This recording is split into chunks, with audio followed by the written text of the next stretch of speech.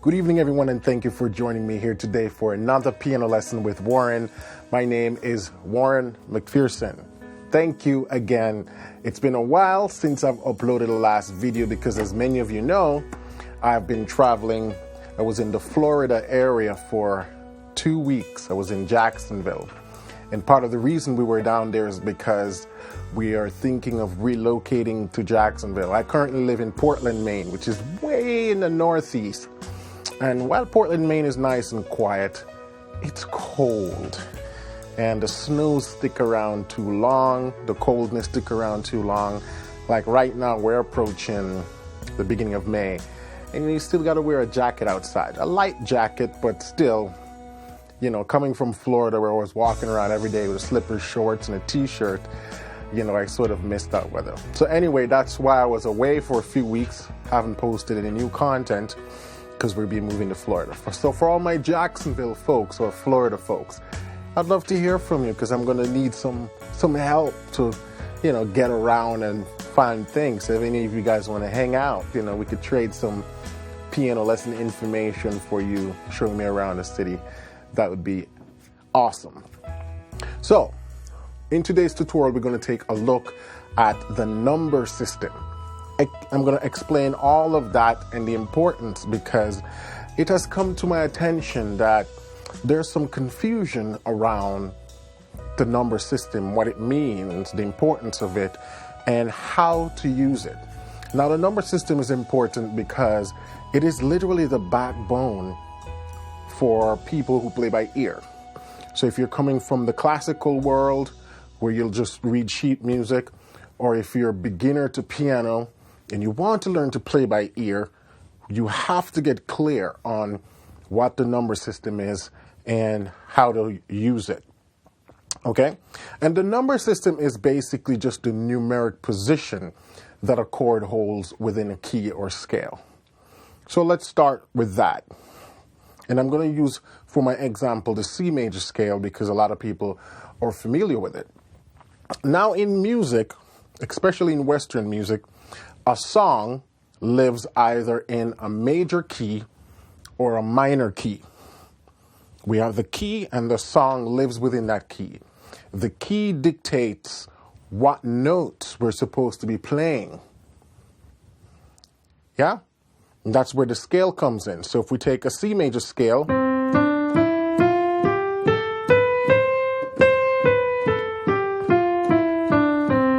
that's the key of C. C major. If I'm playing a song that's in the key of C major, there's a strong chance that I'll only be working with wide keys. Now I'm talking basic here, not the fancy stuff. Because once you're layering the fancy stuff, then you're going to go outside the key and you're going to introduce some black key and secondary dominance and stuff like that. We're not talking about that. Just at the basic level. If you're playing in the key of C, chances are you're only using wide keys because the scale for C major is only wide keys. Now, the major scale has 7 tones, yeah? 1, 2, 3, 4, 5, 6, 7. And we call this the eighth or the octave or just a repeat of the 1. 7 tones with a repeat of the 1. And based on how these notes are aligned in the key, that's where they get their numeric position. So we say C is the 1, D is the 2, E is the 3, F is the 4, G is the 5, A is the 6, and B is the 7. Those are the 7 tone of the scale. The 1, the 2, the 3, the 4, the 5, the 6, the 7. So if I say, play me the 7 in the key of C, you're going to play a B. If I say, play me the 3 in the key of C, you're going to play the E. If I say, play me the 6, it's the A. Play me the 2, it's the D. And that's basically what the number system is. And this is something you need to be able to do in every key. Yeah? If we go to the key of A flat,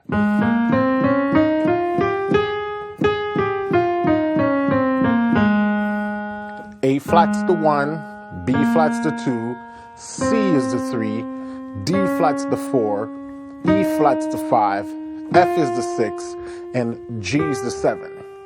Now look at the interesting things. When I was talking about the key of C, I said 1, 2, 3, 4, 5. See, G in the key of C is the 5, right? But when we're in the key of A flat, G is the 7. And this is one of the fundamentally important things about the number system. As we go from key to key, the letter names change. And so you see in the key of C, G is the 5th, but in the key of A flat, G is the 7. And so for people who only think about music in terms of letters, C, G, A flat, B flat, F sharp, this is where the confusion comes in when it comes on to play by ear, because these notes will change their position. And so you can't rely on notes. You have to rely on the number. The thing that doesn't change is the arrangement or the position, the placement of the chords in the key. Let's go a little bit deeper now. I'm going back to C. So we already talked about the 1, 2, 3, 4, 5, 6, and 7. Yeah? Now let's talk about chord qualities. And a little side note for those who don't know. There are 4 basic types of triads in music. And triads are just 3-note chords. You have a major chord, a minor chord, a diminished chord, and an augmented chord. Those are sort of the basic, what we call diatonic chords. Yes, there are other 3-note chords like the suspension chord, but those chords are not diatonic. There is no place in a major key or a minor key that you will find a diatonic suspension chord. Reason for that is because chords are built by stacking notes. Every other note gives you a chord. And if we stack 3, we got what we call a triad. And these triads will either be a major triad, a minor triad, a diminished triad, or an augmented triad. Now take these 4, we can get rid of 1 because we're focusing on the major key. You will not find an augmented triad in its diatonic form in a major key. You'll find that in the minor key, and we'll talk about minor key at another time. But for now, with the major key and the major diatonic chords, meaning the chords that belongs to the major scales in their natural form. So let's take a look at the makeup. The 1 chord is a major chord. The 2 chord is a minor chord. The 3 chord is a minor chord. The 4 chord is a minor chord. The 5 chord is a minor chord. The 6 chord is a minor chord. And the 7th chord is a diminished chord. Now, how do I know which chord was major and which one was minor? Well, I've talked about that in previous lessons, how to know the qualities of a chord. But just to give you a quick sort of quick overview of how to quickly tell the quality of a chord. There are 2 ways to look at it. You can look at it from an intervallic perspective. So if I take the first 2 notes and I count the intervals, 1, 2, 3, 4. My first interval is a 4. Now if I take my last 2 interval, 1, 2, 3. This is the interval of a third, a minor third. It only has 3 half steps. The first one has 4 half steps. So 4 half steps, then add a 3 half steps. We have a major third and a minor third, and that gives you a major chord. Major third plus minor third gives you a major third. If we take a minor chord now, say A minor, that formula is reversed. We now have 3 half steps for the first interval and 4 half steps for the second interval. 1, 2, 3, 4. And that's just a quick way of figuring out the difference between a major and minor. If you cannot hear it as yet, this is a good way to test if you're playing a major chord. So quick overview again. Interval of a major third and a minor third combined gives you a major triad. Interval of a minor third and a minor third and a major triad gives you a minor triad. And I challenge you to go figure out what's the intervallic makeup for augmented and diminished. So let's go back to what I was talking about. The position and qualities of each chord.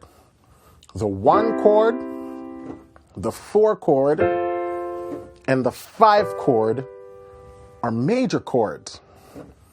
The 2nd or the 2 chord, the 3 chord, and the 6 chord are minor. And the only exception is the 7th chord, which is diminished. See if you can memorize that with me. The 1, the 4, the 5 are majors. The 2, the 3, the 6 are minors. And the 7th is a diminished. That is the diatonic makeup of every major key. Ooh, there should be a lot of light bulbs going off right now for my beginners. This is the foundation of playing by ear, of being able to play in all 12 keys, of being able to avoid that transpose button. So once we think of the scale in terms of numbers now, when I say play me a 1, 4, 5, you automatically know that those are major chords, because the rule states that triads in their diatonic form, 1, 4, 5, should be major chords.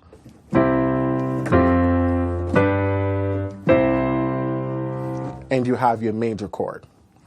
And any key you go to, that formula should hold up. Go back to A flat. 1, 4, 5, 1. And I was playing my right hand chords in inversions. But you get the gist. If I go to F sharp, 1, 4, 5, 1. So you no longer have to think about, I'm in the key of F sharp, what's the 4, or it's the B, and I gotta go up to the C sharp. No, you don't think about letters. Think about them in terms of numbers, the 4, the 6. So if I say now, play me a 1, 6, 2, 5 progression, you can say, okay, the 1 is major, the 6 is minor, the 2 is minor, and the 5 is major. And some of the things that are important for the number system is that it helps you to think about progressions in a more connected whole, opposed to individual chords. So if you're looking at a chord chart for a song, a bunch of chords on a page, instead of just reading the chord chart, C, A minor, D minor, E minor, when you read chord charts like that, or if you play music like that, you're essentially thinking about the music as just individual chords. But what you need to see is the whole. And then you can go, okay, so the verse is just a 1, 6, 2, 5, then it does a 3, 5, 7, 1 progression. Oh, you see the overview.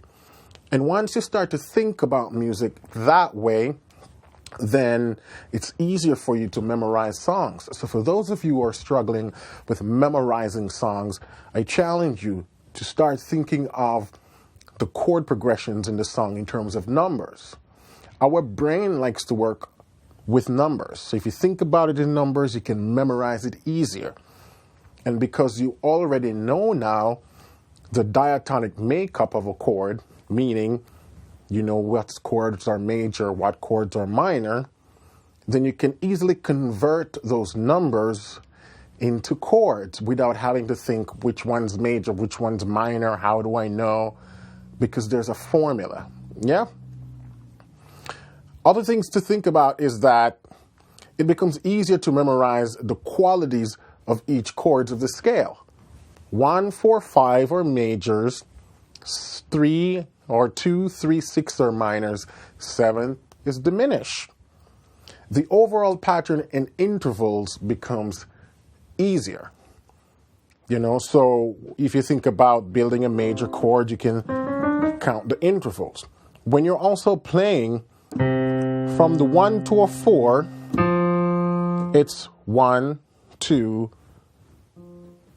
1 whole step, 2 whole step, and a half step. Takes you to the 4. So when you're in other keys, if you can remember that, whole step, and a half step, it takes you to the 4. You start to see music in terms of intervals and patterns, which is what you want to see. So you can understand the distance from the root to the 6, or from the 6 to the 2. You know, once you start to learn more about the cycles of fourth, that also starts to make sense. You start to see why people talk about the cycles of fourth all the time, because chords moves in that fashion. When we talk about a 1, 6, 2, 5, you can go, oh, so from the 6 to the 2 is a 4, from the 4 to the 5 is a 4. I mean, from the 2 to the 5 is a 4, and from the 5 to the 1 is a 4, meaning intervals of a fourth. So everything comes full circle once you understand the number system. One of the biggest biggest benefit of understanding the number system also is it helps you to move away from that transpose button. If you're new to the piano, it will save you from being, dragged into that deadly trap of the transpose button. Because once you get into that and it hooks into you, it's really hard to break. And I've seen folks for years relying on the transpose button. And it's partly because they weren't told from early out. If they think about music from this sort of numeric perspective, then you realize that moving to other keys is not as scary or difficult as you think it is. So those are some tips I wanted to leave with you about the number system. Once you understand that, then adding 7s and 9s and 11s and alterations, sharp 13s, flat, sharp 11s, flat 9s, all of those things also becomes clearer once you understand how the basic triads are structured and the diatonic positions of each chord. Very short tutorial for you guys this week on the number system. As always, thank you for watching. If you want more content like this, step-by-step guidance to take your piano level to the next level, then I'd highly recommend you head over to Piano Lesson with Warren and check out my courses. I have a membership over there that once you join, it unlocks, you get access to all the courses from beginner to advanced, and you can go deeper into these concepts. If you're also new to my channel, I would really like if you would give me a subscribe and a thumbs up. Also hit that little notification bell, because every Wednesday I post new material, new content, and if you want to stay on top of that, give me a subscribe. Leave me a comment in the comment section. Say hello. I'll definitely respond to your comment, all right? Until then, keep listening, keep singing, and keep practicing, and I'll catch you next week for another tutorial. Go spend some time and dive into this number system. Wrap your head around it. Everything becomes simpler once you're able to think about music in terms of numbers, not letters. Be well now, and talk soon.